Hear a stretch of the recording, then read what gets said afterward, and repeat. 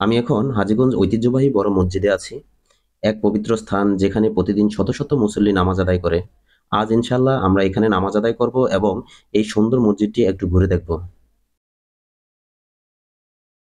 আসসালামু আলাইকুম দর্শক, আশা করি সবাই ভালো আছেন। আলহামদুলিল্লাহ আমিও ভালো আছি। আজকে জুম্মাবার। আজকে জুমার নামাজ আদায়ের উদ্দেশ্যে হাজীগঞ্জ ঐতিহ্যবাহী বড় মসজিদের উদ্দেশ্যে রওনা হলাম। আজকে জুমার নামাজ আদায় করব এবং হাজীগঞ্জ বড় মসজিদটি ঘুরিয়ে দেখাবো আপনাদেরকে। সাথে থাকুন, দেখতে থাকুন। আজকে সিএনজি করে রওনা দিলাম বাড়ি থেকে, আমি এবং আমার ২ ফ্রেন্ড। সেখানে সুজন আর আমি নামাজ আদায় করব এবং কেশব তার ব্যক্তিগত কিছু কাজে যাচ্ছে হাজীগঞ্জ। তো আলহামদুলিল্লাহ আমরা এসে পৌঁছে গেছি হাজীগঞ্জ বাজারে। আর মসজিদটি হাজীগঞ্জ বাজারেই অবস্থিত।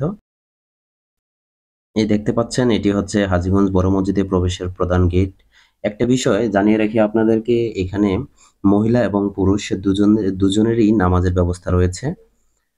এখন আমরা হাজীগঞ্জ বড় মসজিদের ভিতরে প্রবেশ করেছি। ইনশাআল্লাহ নামাজ আদায় করব এবং নামাজ আদায় করে আপনাদেরকে সাথে নিয়ে সম্পূর্ণ মসজিদটি ঘুরে দেখাবো এবং মসজিদের বিষয়ে কিছু কথা তুলে ধরবো আপনাদের সামনে।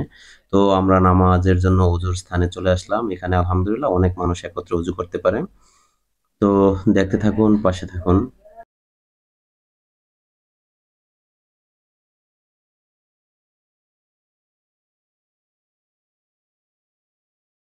অলরেডি আলহামদুলিল্লাহ আমরা ভিতরে প্রবেশ করেছি এবং হুজুরের বয়ান শুনতেছি।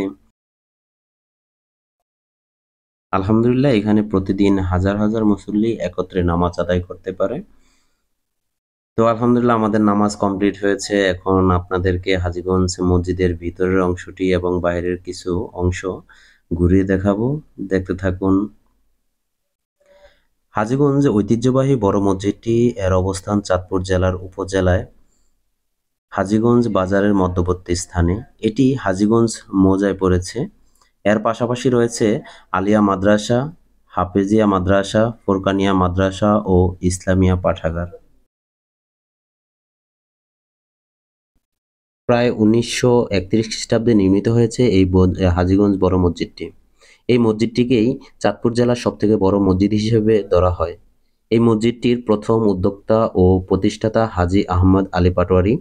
মসজিদটি তৈরি করার সময় হাজীগঞ্জের আশেপাশে কোনো এলাকাতেই কোনো ইটভাটা ছিল না। তখন মসজিদটির উদ্যোক্তা সেখানে একটি ইটভাটা তৈরি করেন। তারপর সেখানে ইট তৈরি করে সেই ইট দিয়ে মসজিদটি নির্মাণ করা হয়।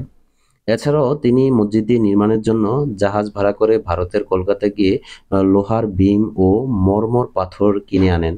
পরবর্তীতে মসজিদটির কাজ ১৯৩৭ খ্রিস্টাব্দে শেষ হয় এবং শুক্রবার দিন মসজিদে আজান দেওয়ার মাধ্যমে মসজিদটির উদ্বোধন করা হয়।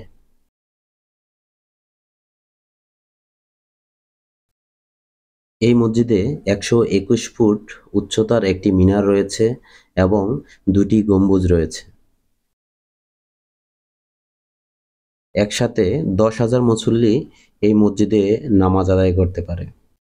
তো ইনশাআল্লাহ দেখা হবে অন্য কোনো ভিডিওতে। ভালো থাকবেন। আসসালামু আলাইকুম। আল্লাহ হাফেজ।